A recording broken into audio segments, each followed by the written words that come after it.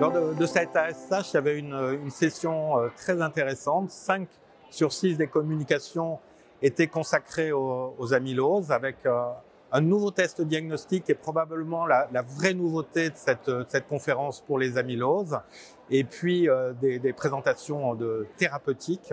Alors le test diagnostique, ça a été présenté par un docteur de la société Protego, qui est un petit labo qui a été fondé par les concepteurs du tafamidis.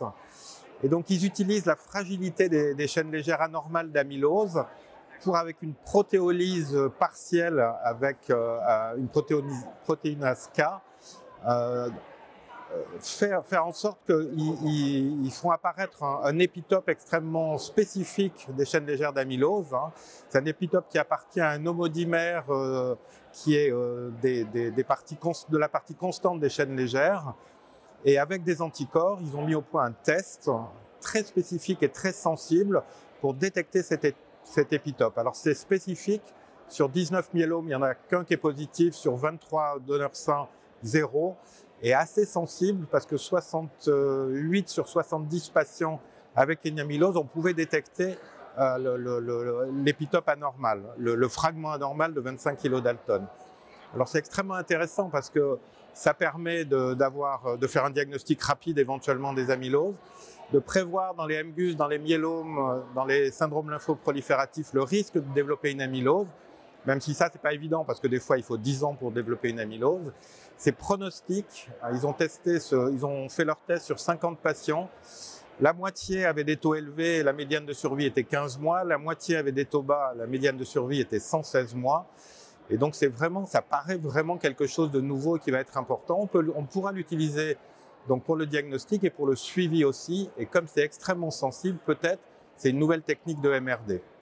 Donc vraiment un test, je pense qu'il y a de l'avenir dans l'amylose. Alors après, dans la session, il y avait la présentation par Statis Gastritis de l'actualisation du protocole prospectif de traitement des amyloses 3B. Les patients avec un cœur très grave et NT-proBNP supérieur à 8500.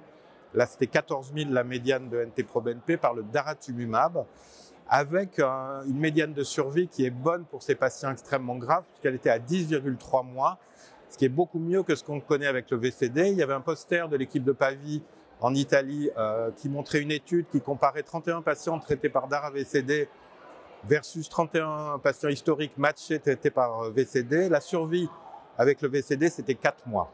Donc 4 mois versus 10,3. Et avec le DARA-VCD dans l'étude italienne, c'était mieux, mais pas excellent. C'était 6,7 mois, probablement parce que c'est des patients plus graves. Donc vraiment, il y a un intérêt à utiliser le DARA maintenant dans les SUR, chez les patients 3B. Et il y avait pas mal de réponses. Il y avait 77% de réponses dans l'étude de gastritis, 50% de VGPR ou mieux, et des réponses cardiaques. Alors le problème avec ce protocole, c'est qu'on pouvait rajouter du bortezomib pour les non-répondeurs, mais à 3 mois, ce qui est beaucoup trop long pour ces patients aussi graves.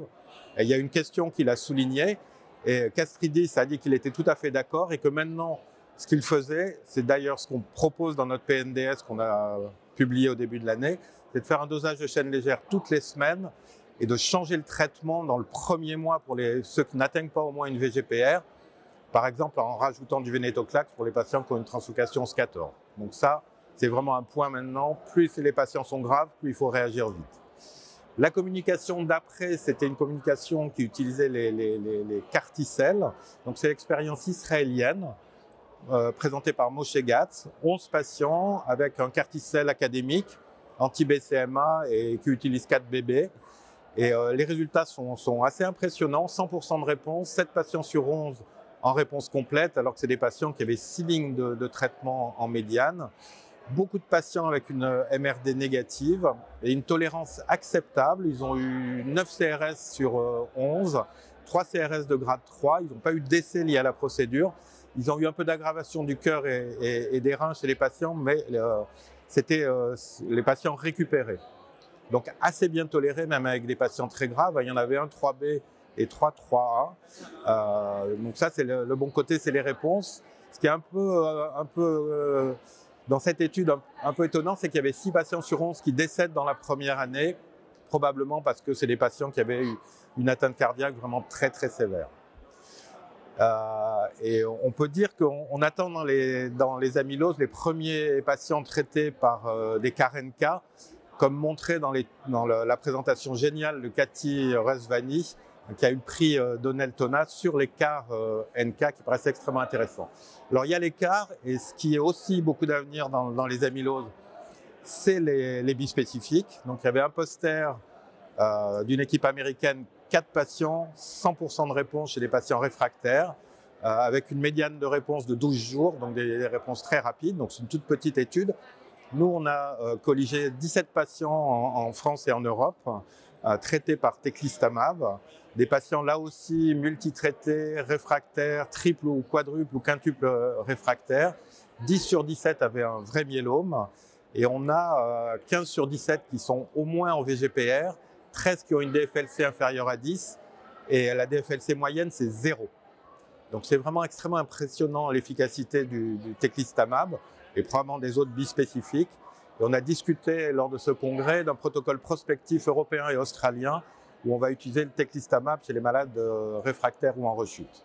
Donc voilà, plutôt un excellent cru cette année, l'ASH, pour les amyloses. Merci.